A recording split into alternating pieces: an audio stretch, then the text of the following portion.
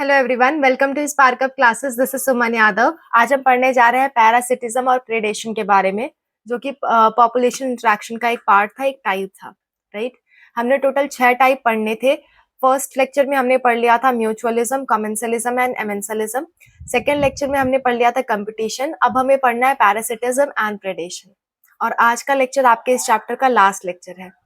मैंने एक्चुअली कल ही ये लेक्चर बना दिया था, पर वॉइस उसमें रिकॉर्ड नहीं हुई, इसलिए मैंने अपलोड नहीं किया। मेरा माइक क्या होता है, डिस्चार्ज हो गया था, इसलिए मैं बार बार चेक करती रहती हूँ ये माइक का बटन ऑन है या नहीं ऑन है। डिस्चार्ज हो गया था ये बाई चांस, मैंने ध्यान नहीं दिया। ओके, नहीं तो कल ही आपको ये वीडियो मिल जाती, पर कोई बात नहीं, आज पढ़ लेते हैं। पैरासिटिज्म क्या होता है समझते हैं, ठीक है। What is parasitism? पहले हम पैरासिटिज्म देखेंगे, उसके बाद प्रेडेशन देखेंगे। तो पैरासिटिज्म और प्रेडेशन दोनों में 2 लोगों की आवश्यकता होती है, 2 लोगों का रहना जरूरी है।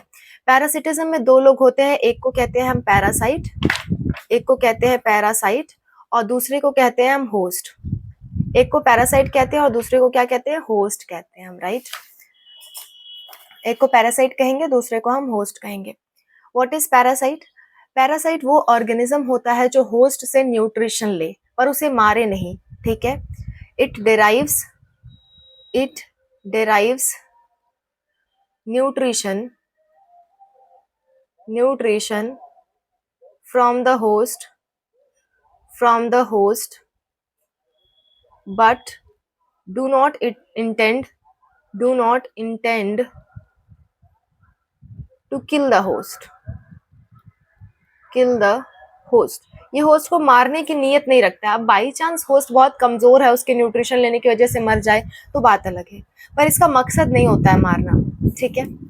होस्ट क्या है? होस्ट वो ऑर्गेनिज्म है जिससे न्यूट्रिशन लिया जाए। एग्जाम्पल अगर मैं आपको बताऊं तो एग्जाम्पल समझना। पैरासिटिज्म में जैसे कि सर पे आपके जुएं होते हैं, तो जू क्या है? पैरासाइट है, क्योंकि वो आपसे न्यूट्रिशन ले रहा है और आप उसे न्यूट्रिशन दे रहे हो, ना चाहते हुए भी दे रहे हो, तो आप क्या हो? होस्ट। सो जू क्या है? पैरासाइट, आप क्या हो? होस्ट हो उसके लिए, ठीक है। नेक्स्ट अगर मैं बात करूं सेकेंड एग्जाम्पल, जैसे मान लो आपने सुना होगा कि पेट में केचुए होते हैं। पेट के केचुए आपने सुना होगा, पेट में कीड़े पड़ जाना या केचुए पड़ जाना। जो पेट के अंदर केचुए या कीड़े हैं वो क्या है? वो आपके पैरासाइट हैं अगेन, और आप क्या हो? आप उनके लिए होस्ट हो।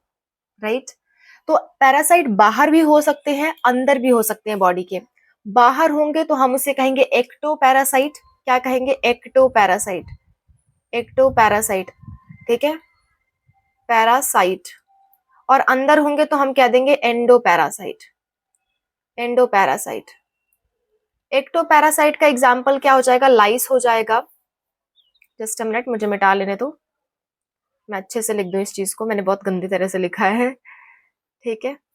एक्टो मतलब बॉडी के बाहर रहे, ठीक है। Ectoparasite, ectoparasite. Ecto मतलब होता है बॉडी के बाहर रहे। एग्जाम्पल लाइस, जैसे कि लाइस है ना, सर पे जुए हैं, वो बॉडी के बाहर है। नेक्स्ट है endo parasite, endoparasite. Endo parasite क्या रहेंगे? बॉडी के अंदर रहेगा, जैसे पेट का केचुआ, पेट के केचुए को आप एस्कैरिस कहते हो, एस्कैरिस कहते हो, ठीक है। एस्कैरिस कहते हो पेट के केचुओं को। हमने ये चीज पढ़ा था, याद करो, एस्कैरियासिस पढ़ा था हमने चैप्टर नंबर 8 में, ठीक है, वो यही वाले हैं। ओके, तो कोई भी चीज जो किसी होस्ट से न्यूट्रिशन लेने का काम करे, उस केस में हम उसे क्या कहेंगे? हम कहेंगे पैरासाइट, ठीक है। जनरली क्या होता है? पैरासाइट न्यूट्रिशन लेने का काम करता है होस्ट से, पर एक तरह का पैरासिटिज्म होता है जिसमें न्यूट्रिशन नहीं, कुछ और लिया जाता है होस्ट से। तो उस पैरासिटिज्म को भी हम देख लेते हैं। उसका एग्जाम्पल है ब्रूड पैरासिटिज्म, और ये आपसे पूछा जाता है। अच्छा, एक और बात मैं यहाँ पे लगा दूं, एक कस्क्यूटा होता है बेटा, कस्क्यूटा। क्या होता है? कस्क्यूटा। कस्क्यूटा एक पैरासाइट है जो कि प्लांट से पैरासाइट होता है। आपने देखा होगा प्लांट के ऊपर ना कई पतले पतले से पौधे होते हैं जो ऐसे लिपटे होते हैं प्लांट के ऊपर, और उनसे न्यूट्रिशन लेते हैं। तो वो क्या है? वो आपके कस्क्यूटा है, ठीक है। कस्क्यूटा एक टाइप है उनका, और वो क्या है? आपके पैरासाइट्स है प्लांट पे। So it is ectoparasite on plant, ectoparasite on plants. ये क्या है? Ectoparasite on plant, plant के ऊपर ये एक्टो पैरासाइट का काम कर रहा है। राइट, सो आई होप आपको इतनी बातें समझ में आई होंगी। अब हम देखने जा रहे हैं ब्रूड पैरासिटिज्म। ये आपसे पूछा जाता है, तो इसको आप ध्यान रखना, मैं अच्छे से एक्सप्लेन कर देती हूँ इसे, ठीक है। जस्ट अ मिनट, मैं इसे पूरे को डिलीट कर लूँ। या तो देखो, नेक्स्ट है आपका brood parasitism. Brood parasitism, what is brood parasitism? इसमें क्या होता है, बर्ड्स में देखने को मिलता है, ये बर्ड्स में देखने को मिलता है। एक बर्ड क्या करती है, दूसरे बर्ड के नेस्ट में क्या दे देती है, अपने अंडे दे देती है, ठीक है, और वो दूसरे वाले को उस अंडे को सेना पड़ता है, इंक्यूबेट करना पड़ता है। इंक्यूबेट मतलब जानते हो, सेना, अंडे को सेना मतलब जैसे मुर्गी आपने देखी होगी, अगर देखी है तो मुर्गी क्या करती है, अपने अंडे के ऊपर बैठ जाती है और उन्हें गर्म करती है ताकि वहां से बच्चे बाहर निकल सके। उसी को हम इंक्यूबेशन या हैचिंग ऑफ एग कहते हैं, हिंदी में अंडे को सेना कहते हैं, ठीक है। तो वो सेती क्या क्यों है, ताकि अंडे उससे बाहर निकल सके, उन्हें प्रॉपर गर्मी मिल सके। तो हमारी एक बर्ड है कुकू बर्ड, कोयल जिसे आप कहते हो, वो अंडे को सेना नहीं चाहती, बड़ी आलसी बर्ड है, वो चाहती है कोई दूसरा उसके अंडे को से दे, ठीक है। तो वो क्या है, एक तरह से पैरासाइट का काम करेगी, और जिस दूसरे से अपने अंडे को हैच करवाएगी वो दूसरा क्या होगा, होस्ट होगा। देखते हैं जरा, मैं इसकी डेफिनेशन लिख दूं फिर इसका एग्जाम्पल देखते हैं, ठीक है। इसका है in this type of parasitism, in this type of parasitism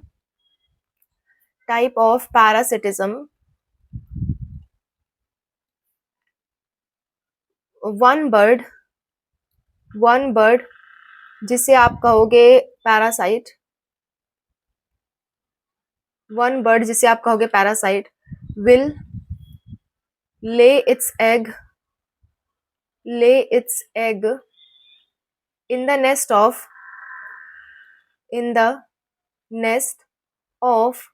other bird, और वो अदर वाली बर्ड क्या होगी, होस्ट होगी। and let the other bird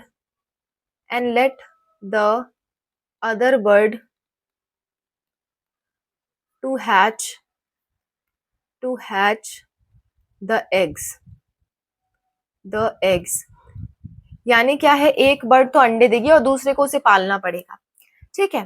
तो इस टाइप के पैरासिटिज्म को हम कहते हैं ब्रूड पैरासिटिज्म, और इसका एग्जाम्पल है आपका कुकू बर्ड, कुकू, ठीक है, CUCKOO, कुकू। कुकू बर्ड क्या करती है, कुकू बर्ड आपकी कोयल होती है, जिसे हिंदी में आप कोयल कहते हो, ये पैरासाइट की तरह बिहेव करेगी, ठीक है। किस पे पैरासाइट है, क्रो पे। ये क्रो यानी कि कौवे के घोंसले में क्या देती है, अपना अंडा देती है, और कौवा बेचारा उसे क्या करता है, हैच करता है, ओके। तो ये एग्जाम्पल हो गया आपके ब्रूड पैरासिटिज्म का। एक सवाल यहाँ से उठ के आता है, आखिर कौवा ऐसा करेगा क्यों, उसे तो उसके अंडे फेंक देना चाहिए, है ना, दूसरे का काम क्यों करने जाए। तो बेटा ऐसा होता है ना, कुकू जो बर्ड है, कोयल जो बर्ड है, वो अंडे हूबहू ऐसे ही देती है जैसा कि आपका क्रो देता है, ठीक है। क्रो की तरह हूबहू अपने अंडे देती है, ताकि क्रो पहचान ही नहीं पाए कि उसका अंडा कौन, दूसरे का अंडा कौन। तो इसीलिए मजबूरी बस क्रो को उसे अंडे को हैच करना पड़ता है, वो हैच करना नहीं चाहता, मजबूरी बस उसको करना पड़ता है, क्योंकि उसके पास पहचान नहीं है अपने बच्चों की और कुकू के बच्चों की, ठीक है। यहाँ पे एक वर्ड आता है बेटा, को इवोल्यूशन। मैं समझाती हूँ को इवोल्यूशन क्या है, आप ध्यान से सुनना, वेरी इंपॉर्टेंट पार्ट है को इवोल्यूशन, ठीक है। को इवोल्यूशन, को मतलब होता है साथ साथ, को मतलब क्या होता है, साथ साथ, यानी दो लोग क्या करेंगे, साथ साथ इवॉल्व करेंगे, ऐसा कुछ होना चाहिए, साथ साथ इवोल्यूशन। अगर सोचो जरा, अगर क्रो अपने अंडे का कलर बदल दे या शेप साइज बदल दे, तो कुकू को भी बदलना पड़ेगा, अदरवाइज क्रो पहचान जाएगा कुकू के अंडे और उसको क्या कर देगा, साइड कर देगा, उसको हैच नहीं करेगा। तो अगर क्रो इवॉल्व हुआ तो कुकू को भी क्या करना पड़ेगा, इवॉल्व होना पड़ेगा, यानी क्रो में बदलाव आए तो कुकू के को भी बदलाव लाना पड़ेगा, यानी दोनों क्या हो रहे हैं, साथ साथ बदलाव ला रहे हैं, तभी कुकू के अंडे क्या होंगे, हैच होंगे, ठीक है।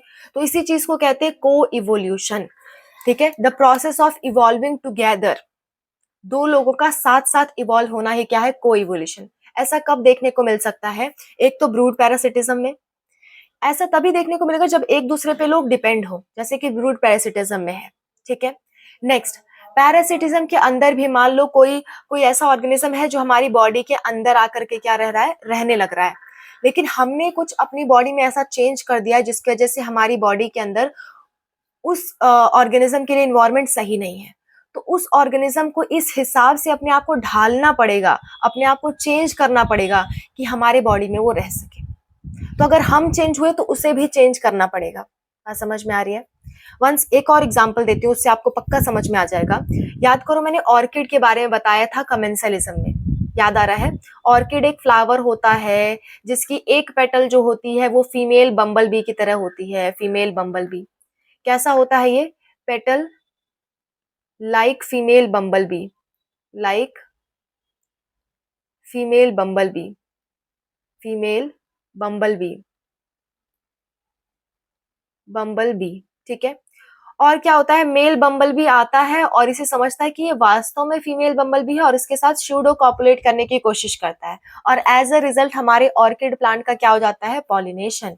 जब तक इसे मालूम चलता है अरे ये तो फीमेल बम्बल भी नहीं है, तब तक क्या हो जाता है? ऑर्किड का पॉलिनेशन हो जाता है। अब मान लो अगर फीमेल बम्बल बी अपने आप को थोड़ा चेंज कर ले, वो कैसे दिखने लगे? मान लेते हैं ब्लू कलर के दिखने लगे फीमेल बम्बल बी, रियल वाली, ठीक है। तो अब ये मेल वाला क्या करेगा? ब्लू वाले को ढूंढेगा, है ना। अब ये ब्राउन वाले को तो ढूंढेगा नहीं, वो किसको ढूंढेगा? ब्लू वाले को। तो ऑर्किड को अपना पेटल ब्लू कलर का करना पड़ेगा फीमेल बम्बलबी बनाने के लिए, अदरवाइज ये बम्बलबी उसे पहचानेगा नहीं और इसमें कॉपुलेशन नहीं होगा, सूडो कॉपुलेशन नहीं करेगा वो, और हेंस फाइरस में यानी कि ऑर्किड में पॉलिनेशन नहीं हो पाएगा। यानी अगर फीमेल बम्बलबी बदली तो ऑर्किड को भी अपना पेटल बदलना ही पड़ेगा ताकि वो फीमेल की तरह दिखे और मेल उसके पास आके सूडो कॉपुलेट करे। अगर वो नहीं बदलेगी तो मेल उसके पास नहीं आएगा, नहीं आएगा। यानी कि अगर फीमेल, रियल वाली फीमेल बम्बल भी बदली तो ऑर्किड को भी बदलना पड़ रहा है, साथ साथ दोनों में बदलाव होना पड़ेगा। इसी को कहते हैं को इवोल्यूशन, ठीक है। इसी को क्या कहते हैं? को इवोल्यूशन कहते हैं। बात समझ में आ रही है? तो यहाँ से को इवोल्यूशन का टॉपिक क्लियर होता है। मैं स्क्रीन पे इसकी डेफिनेशन लिख दे रही हूँ, आप को इवोल्यूशन को अच्छे से याद कर लो और विथ एग्जांपल, जो मैंने एग्जांपल दिए वो एग्जांपल भी दिमाग में रखो। ये मैं पढ़ा चुकी हूँ सारे एग्जांपल्स, इसलिए डिटेल में नहीं बता रही, ठीक है। जहाँ पे मैंने ऑर्किड और बम्बल भी बताया वो आप देखो। जहाँ पे अभी मैंने ब्रूड पैरासिटिज्म बताया है वो इसका एग्जाम्पल हो जाएगा, ठीक है। चलो डेफिनेशन हो गई। अब हम देखते हैं एक और बात, को एक्सटिंक्शन। एक और बात होती है को एक्सटिंक्शन। व्हाट इज को एक्सटिंक्शन?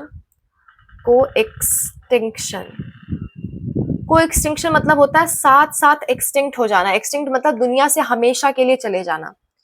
यानी तू है तो मैं हूं, तू है, तू नहीं तो मैं नहीं, ऐसा टाइप रिलेशनशिप। ऐसा रिलेशन किस में होता है? ऐसा रिलेशन होता है आपके फिग और वास्प में। Fig and wasp, fig and wasp क्या करते हैं?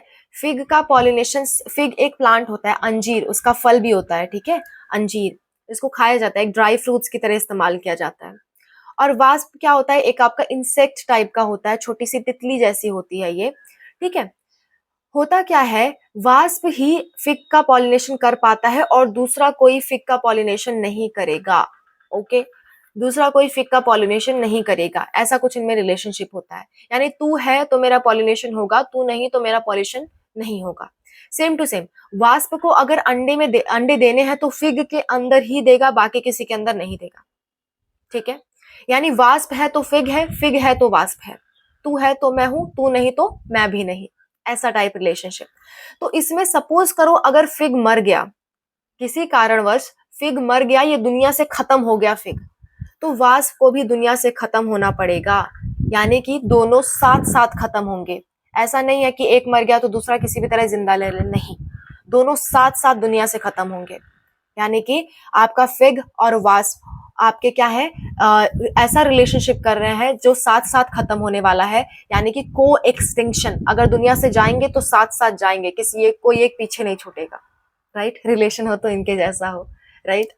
तो देखो को एक्सटिंक्शन, को एक्सटिंक्शन मतलब यही होता है साथ साथ एक्सटिंक्ट होना। इसका एग्जाम्पल होगा फिग एंड वास्प, ओके। तो ये शॉर्ट आंसर में आपसे पूछ सकता है व्हाट इज को इवोल्यूशन, व्हाट इज को एक्सटिंक्शन, तो आप इसको ध्यान में रख सकते हो, ओके। तो चलो यहाँ पे आपका पैरासिटिज्म खत्म होता है। अब आते हैं प्रेडेशन पे हम, ठीक है। आज काफी अच्छी हवाएं चल रही हैं, शायद माइक में आवाज भी आ रहा होगा आपको हवा की, I am sorry, okay. So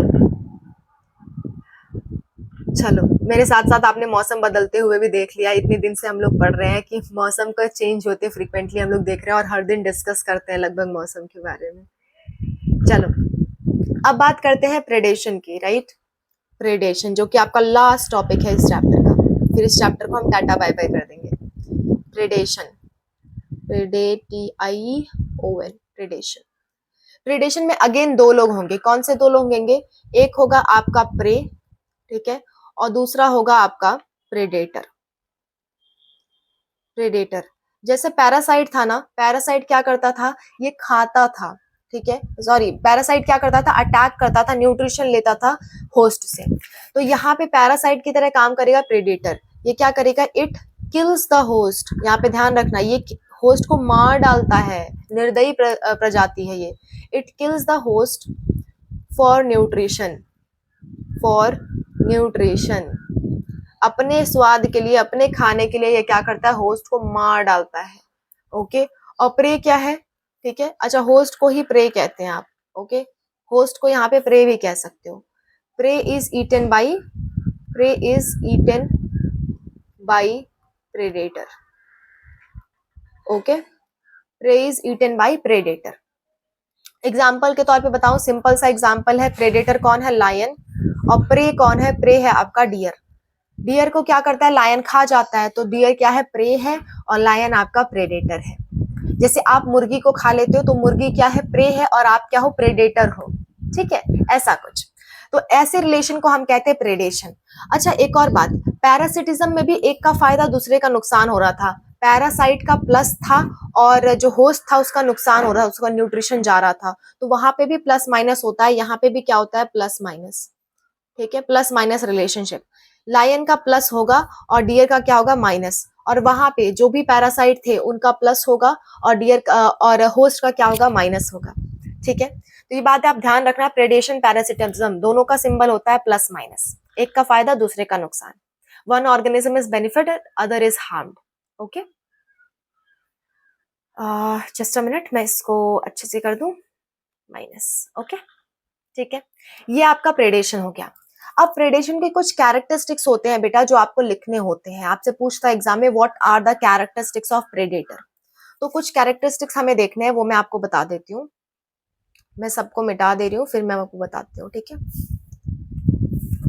characteristics of predator, और कैरेक्टरिस्टिक्स ऑफ प्रे भी पढ़ना होगा। कैरेक्टरिस्टिक्स ऑफ प्रेडेटर मतलब प्रेडेटर की क्या क्या खासियत होनी चाहिए। पहली बात तो प्रेडेटर क्या होता है? प्रूडेंट होता है, बहुत ही चालाक होता है बेटा। क्या होता है? प्रूडेंट। प्रूडेंट मतलब चालाक, ठीक है, क्लेवर जिसे आप कहते हो। कैसा चालाकी है भाई इसके अंदर? देखो, प्रेडेटर बहुत स्ट्रांग है। वो क्या कर सकता है? प्रे को मार के खा सकता है। वो चाहे तो सभी प्रे को एक साथ मार दे, पर वो ऐसा नहीं करता। उसे मालूम है कि अगर सारे डियर को, अगर लायन सारे डियर को मार डाले तो कल को उसके खाने के लिए कुछ नहीं बचेगा। तो वो सिर्फ एक डियर को मारेगा, उतने को ही मारेगा जितने को वो खाना चाहता है। अपनी जरूरत से ज्यादा वो नहीं मारेगा, भले ही वो कितना भी ताकतवर है। तो इस मामले में उसकी बुद्धि सही है, चालाक है वो। इसलिए चालाक है कि उसे पता है कि अगर वो सभी डियर को मार दिया तो कल को उसके खाने के लिए कुछ नहीं बचने वाला, राइट। तो वो क्या है? प्रूडेंट है, चालाक है। दूसरा, वो कंड्यूट है। कंड्यूट, कंड्यूट, कंड्यूट मतलब होता है सोर्स ऑफ एनर्जी ट्रांसफर। इसको समझेंगे अभी। कंड्यूट, CUNDUIT, मतलब source of energy transfer, transfer, ठीक है। कैसे भाई? कैसे source of energy transfer? Deer ने क्या करी है? घास खाई है, ठीक है। डियर ने क्या करी है? घास खाई है। अब डियर को कौन खा रहा है? लायन खा रहा है, ठीक है। तो अगर डियर ने घास खाई थी तो इसके अंदर क्या थी? कुछ एनर्जी थी। अब इस एनर्जी को अगर रिलीज करवाना है, किसी दूसरे ऑर्गेनिज्म में भेजना है, तो इसे खाना पड़ेगा या इसे मारना पड़ेगा, तभी इसके अंदर से क्या होगी? एनर्जी रिलीज होगी। तो ये एनर्जी रिलीज कराने का काम कौन कर रहा है? लायन। लायन क्या कर रहा है? एक ट्रॉपिक लेवल होते हैं बेटा, मैं आपको पढ़ाऊंगी, अगले चैप्टर में है ट्रॉपिक लेवल, वहां पे ये बात मैं फिर से डिटेल में बता दूंगी आपको। अभी के लिए बस आप इतना याद रखो कि प्रेडेटर कंड्यूट्स है, यानी source of energy transfer in trophic levels. Okay, trophic level क्या है, कैसे एनर्जी ट्रांसफर होता है, ये मैं नेक्स्ट जो आपका चैप्टर है उसमें डिटेल में बताऊंगी। ओके, नेक्स्ट, प्रेडेटर की एक और अच्छी खासियत होती है, it keeps the prey population under control, under control, लो ट्रेन आ गई हमारी, अंडर कंट्रोल, ठीक है। It keeps the prey population under control, ये प्रे पॉपुलेशन को कंट्रोल में रखता है, उसको बहुत ज्यादा बढ़ने नहीं देता। अगर लायन ना रहे तो डियर की संख्या क्या होगी, बहुत ज्यादा बढ़ जाएगी, क्योंकि उनकी संख्या को रोकने वाला आपका लायन ही है या फिर अदर प्रेडेटर्स ही हैं, ठीक है। तो प्रे की पॉपुलेशन को कंट्रोल में रखता है। इसका एक एग्जाम्पल भी एनसीईआरटी में दे रखा है, पर हमारे लिए जरूरी नहीं है, so let it go, okay. अच्छा, एक और बात यहाँ से सामने आती है, प्रे क्या करता है, प्रे भी अपने आप को बचाना चाहता है। तो प्रे ऐसे कौन से मेथड अपनाएगा जिसकी वजह से वो अपने आप को बचा सके, इसको हम देखते हैं जरा, ठीक है। तो चलो मैं इतने पूरे को मिटाती हूँ, फिर उसको देखते हैं। आप इन सबको नोट डाउन कर लेना। प्रे के अंदर क्या क्या कैरेक्टरिस्टिक्स होती हैं, characteristics of prey to save itself from predator, okay. How prey can protect itself, can protect itself from predator, from predator, कैसे कोई प्रे अपने आप को प्रेडेटर से बचाएगा, उसके भी तरीके होने चाहिए। अच्छा, एक बात समझना बेटा, सिर्फ नॉन वेजिटेरियन लोग ही प्रेडेटर नहीं होते हैं, वेजिटेरियन लोग भी प्रेडेटर हो सकते हैं। जैसे अगर मैं कहूँ डियर, डियर को कौन खा रहा है, लायन, है ना। और डियर किसे खा रहा है, घास को खा रहा है। तो डियर क्या है, प्रेडेटर है, किसके लिए प्रेडेटर है, घास के लिए। डियर क्या है, प्रेडेटर, किसके लिए, घास के लिए। वो घास को खा रहा है, घास को मार दे रहा है ना खा के, तो घास को खा रहा है, तो डियर भी क्या है, प्रेडेटर है, लेकिन किसके लिए, ग्रास के लिए। लेकिन डियर प्रे है, किसके लिए, लायन के लिए। सो डिपेंड करता है किसके रेस्पेक्ट में हम बात कर रहे हैं, ठीक है। तो आपके प्लांट्स ही ऐसे हैं जो कभी प्रेडेटर नहीं होते, लेकिन एनिमल्स हमेशा प्रेडेटर होते हैं। वो प्लांट्स को खाएंगे तब भी प्रेडेटर है, वो किसी अदर एनिमल को खाएं तब भी प्रेडेटर है, ठीक है। चलो अब आते हैं अपने how prey can protect itself from predator. तो सुनो जरा, आपके प्लांट्स क्या होते हैं, कुछ प्लांट ऐसे होते हैं, कहते हैं कि अरे मुझे कोई जानवर खा ले, मुझे पसंद नहीं, मैं किसी जानवर को जानवर का खाना नहीं बनूंगा। स्वाभिमानी वाले पेड़ है ना, स्वाभिमानी वाले पेड़ क्या करते हैं, अपने अंदर कुछ ना कुछ ऐसा केमिकल बनाते हैं जिसकी वजह से कोई भी प्रेडेटर उन्हें खाए ही ना। आपको पता होगा कुछ ऐसे प्लांट्स हैं जिसको कोई नहीं खाता, जैसे कि आपका कैलोट्रोपिस। आप कहोगे मैम ये कौन सा प्लांट है, कैलोट्रोपिस। मदार का नाम सुना है, मदार का फूल होता है, शिव भगवान को चढ़ाया जाता है, मदार, धतूरा, धतूरा, मदार, भांग, ये सब जानते होगे। इन सब में क्या है, एक केमिकल पाया जाता है जो केमिकल नशा कर सके। और कैलोट्रोपिस, मदार के अंदर तो जहरीला पदार्थ पाया जाता है। अगर इसे कोई जानवर खा ले तो उसे लूज मोशन हो जाए या मर भी सकता है वो जानवर, या उसका दिमाग घूम सकता है अगर भांग वगैरह खा ले तो जानवर लोग जल्दी इन पौधों को नहीं खाना चाहते। यानी ये पौधे क्या कर रहे हैं, अपने आप को बचा रहे हैं, अपने आप को बचा रहे हैं प्रेडेटर से। हाँ, ये बात अलग है, कुछ लोग भांग खाने लगते हैं, ह्यूमन बींग्स खाने लगते हैं, बेचारे जो प्लांट है उसकी प्लानिंग ही फेल हो जाती है, ठीक है। पर कोई बात नहीं, प्लांट ने ऐसा किया क्यों था, वो बचना चाहता था, वो प्रेडेटर से बचना चाहता था, इसलिए उसने अपने अंदर केमिकल डाला था। कैलोट्रोपिस, जिससे आप हिंदी में मदार कहते हो, इसके अंदर एक केमिकल होता है कार्डेक, कार्डेक ग्लाइकोसाइड्स, ग्लाइकोसाइड्स, कार्डेक ग्लाइकोसाइड्स नाम का एक केमिकल होता है। ये केमिकल क्या करता है, जो भी जानवर इसे खा ले उसे बीमार कर देता है, इसलिए जानवर क्या होते हैं, इसे नहीं खाना चाहते, ठीक है। इसलिए जानवर इसे क्या करते हैं, नहीं खाना चाहते। जस्ट अ मिनट, कोई बाहर आया है, मुझे जाना पड़ेगा। Okay, so I am back.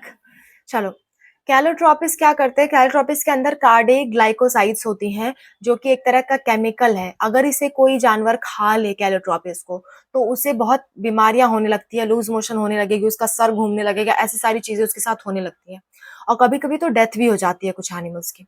इसलिए कोई भी एनिमल कैलोट्रोपिस या मदार के पेड़ को नहीं खाता, धतूरे को कोई नहीं खाता, भांग को कोई जानवर नहीं खाता। क्यों? क्योंकि उसे सर घूमने लगता है और वो अपना बैलेंस खो देते हैं जानवर लोग।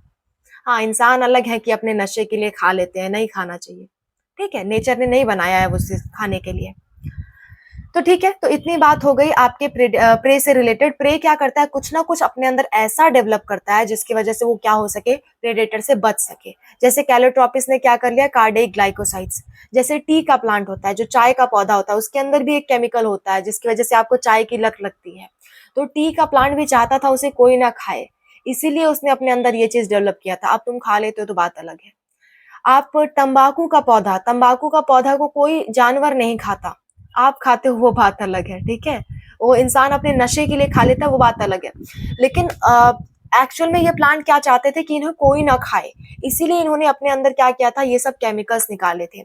याद करो, मैंने ड्रग्स की बात करी थी, ओपियम प्लांट, पोपी प्लांट जिसे आप कहते थे, पोपी प्लांट।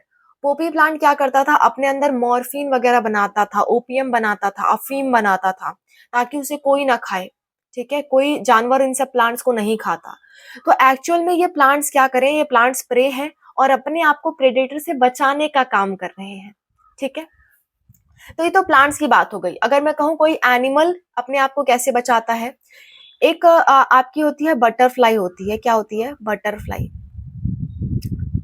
एक बटरफ्लाई होती है जो रंग बदलू बटरफ्लाई होती है, अपने आप को रंग क्या करती है, बदलती रहती है, उसका नाम है मोनार्क बटरफ्लाई।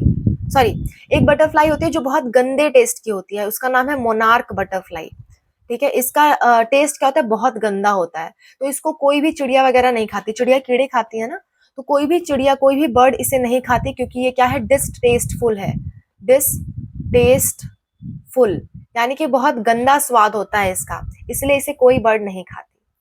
और भी कुछ बटरफ्लाई होती हैं जो क्या करती हैं, अपना रंग बदल सकती हैं, यानी जहां वो बैठेंगी वो उस कलर की हो जाएंगी।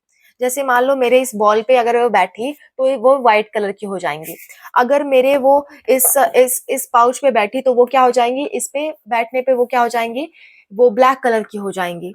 तो अपना कलर वो बदल सकती हैं। कलर बदलने की वजह से वो छिप जाती है, कॉमोफ्लेज करती हैं। कॉमोफ्लेज जानते हो, दे कैन कॉमोफ्लेज, कॉमोफ्लेज। कॉमोफ्लेज कपड़े भी होते हैं, जैसे आर्मी वगैरह का जो ड्रेस होता है ना, उसे कॉमोफ्लेज कहते हैं। वो किसी भी रंग में छुप सकते हैं, जंगलों वगैरह में छुप जाएगा वो रंग, ऐसा रंग वो लोग पहनते हैं, चितकाबरा टाइप का। तो कॉमोफ्लेज मतलब होता है किसी भी रंग में ढल जाना या छुप जाना। तो इस बटरफ्लाई के अंदर वो कैरेक्टरिस्टिक्स होती हैं। अगर वो छुप जाएगा तो उसको प्रे जो उसका जो प्रेडेटर है वो उसे देख नहीं पाएगा और वो क्या हो जाएगा, बच जाएगी वो बटरफ्लाई, ठीक है। तो ऐसा कुछ होता है, ऐसे कुछ मेथड अपनाता है प्रे ताकि वो बच सके। मेथड क्या क्या हो सकते हैं, टी में निकोटीन का होना, ठीक है, ओपियम में आपके सॉरी पोपी प्लांट में ओपियम का जनरेट होना, मॉर्फिन बनना, जो भी हमने 8th चैप्टर में पढ़ा था, जितने भी ड्रग्स के बारे में, उन सबका आप नाम लिख सकते हो। भांग का पौधा, कैलेट्रोपिस में कार्डियक ग्लाइकोसाइड्स का होना, ये सब क्या है, ये सब आपके प्रे के बचने के तरीके हैं, ठीक है। तो आप उन सब बातों को लिख सकते हो, ये आपके दिमाग के ऊपर डिपेंड करता है, आप कितना सोच सोच के लिख सकते हो। सोचना कौन सी चीजों को जानवर नहीं खाते, वो सारे क्या होंगे, वो सारे मेथड होंगे प्रे के बचने के। Okay, so this was all about the session. Thank you so much for joining. I hope आप सबको ये चैप्टर पूरा समझ में आया होगा। नेक्स्ट चैप्टर आज ही मैं कोशिश करूंगी शुरू कर दूं। नेक्स्ट चैप्टर आपका होगा इकोसिस्टम। ओके, ये चैप्टर यहाँ फिनिश होता है। Wish you all the best.